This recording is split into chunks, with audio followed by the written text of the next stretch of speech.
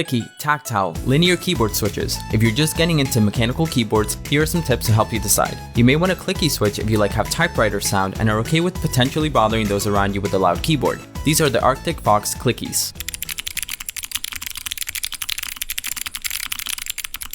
A tactile switch is similar to a clicky switch in terms of feel because they also have a bump when you press them, but instead of making a clicky noise, they tend to sound more similar to these salmon tactiles.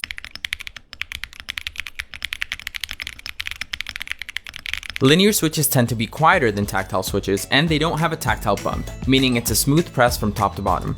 I recommend linear switches for people who type all day because they are less demanding on your fingers. These are the Husky linears.